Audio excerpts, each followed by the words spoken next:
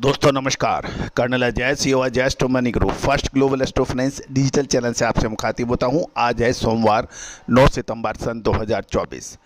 दोस्तों हमारा हर संभव प्रयास रहता है कि आपको लगातार अपडेट और विश्लेषण आपको दलहन तिलहन मसाला कपास अनाज सोना चांदी कच्चा तेल कॉपर एल्युमिनियम जिंक इन पर दिया जाए। दोस्तों आपने हमारे चैनल को बहुत प्यार दिया है। 8,400 से अधिक शो, 1,74,000 से ज़्यादा सब्सक्राइबर और 1,35,00,000 व्यू इस बात की सूचना दे रहे हैं कि आपने कितना प्यार और सम्मान दिया है।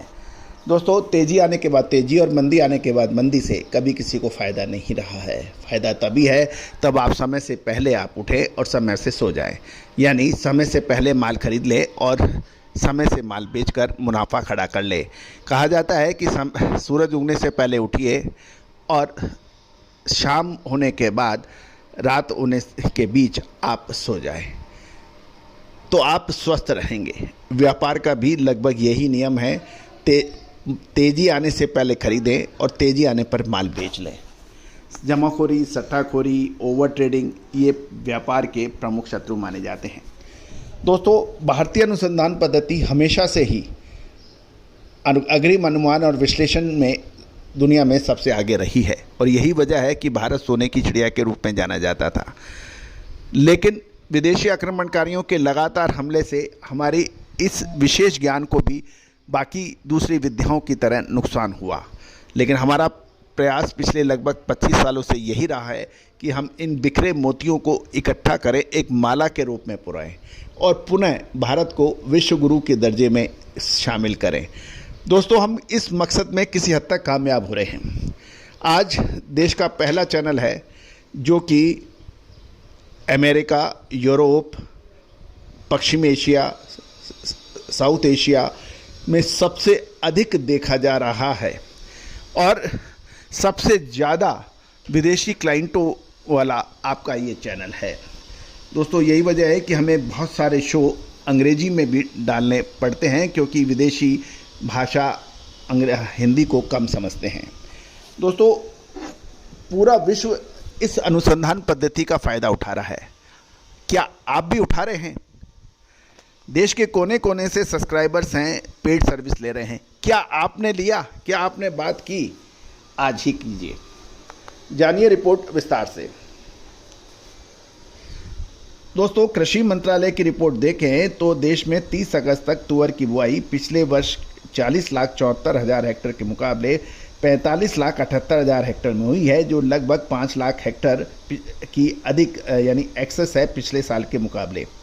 लेकिन इस एक्सेस बिजाई का फ़ायदा पूरा होता हुआ नज़र नहीं आ रहा है क्योंकि कर्नाटक के गुलबर्गा लाइन में, बीदर लाइन में भारी बरसात से जो देर से बुआई की थी अंतिम बुआई, उस क्षेत्र में फसल को नुकसान होने का अनुमान लगाया जा रहा है और माल का स्टॉक भी कमज़ोर हो रहा है, जिससे तुअर के भावों में मजबूती देखी जा रही है।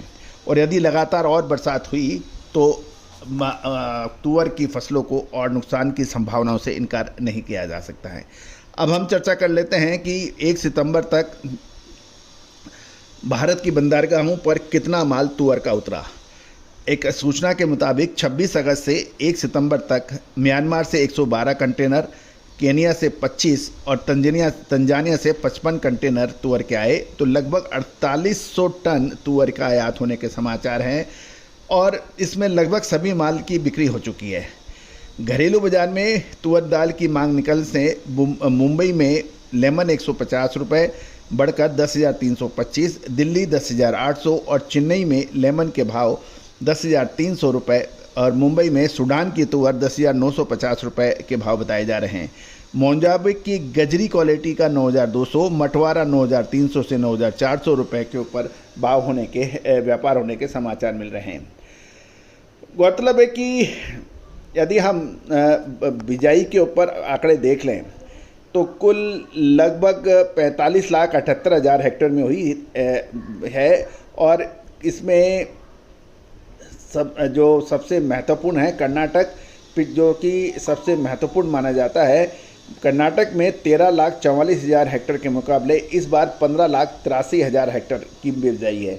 राजस्थान में 4 सितंबर तक जो समाचार मिल रहे हैं 9,620 हेक्टेयर के मुकाबले 9,620 और गुजरात में 2,04,787 हेक्टेयर के मुकाबले 2,26,653 हेक्टेयर में हुई है। तेलंगाना में 4,55,636 हेक्टेयर के मुकाबले 4,77,116 हेक्टेयर में हुई है। तो कुल मिला के यदि हम लोग देखें कि यदि हम तुअर की बिजाई की बात करें तो हम सबसे अधिक कर्नाटक के ऊपर ध्यान देते हैं, क्योंकि सबसे ज़्यादा कर्नाटक में 15,83,000 हेक्टेयर की बिजाई है और बाकी क्षेत्रों में बहुत कम है। अब हम कुछ भाव के ऊपर चर्चा कर लेते हैं, पिछले सप्ताह क्या रहे। महाराष्ट्र के लातूर में 63 नंबर मारुति सफ़ेद व गुलाबी तुअर 10,500 से 11,000, सोलापुर में 11,500 से 10,700 और एवरेज क्वालिटी के भाव 10,700 से 11,000। अकोला में मारुति 11,300, कर्नाटक 11,450 के भाव रहे। अकोला व लातूर में बिल्टी के भाव 11,250 से 11,350 और चेन्नई में डिलीवरी 11,800 से 11,900 रुपये के भाव बताए जा रहे हैं।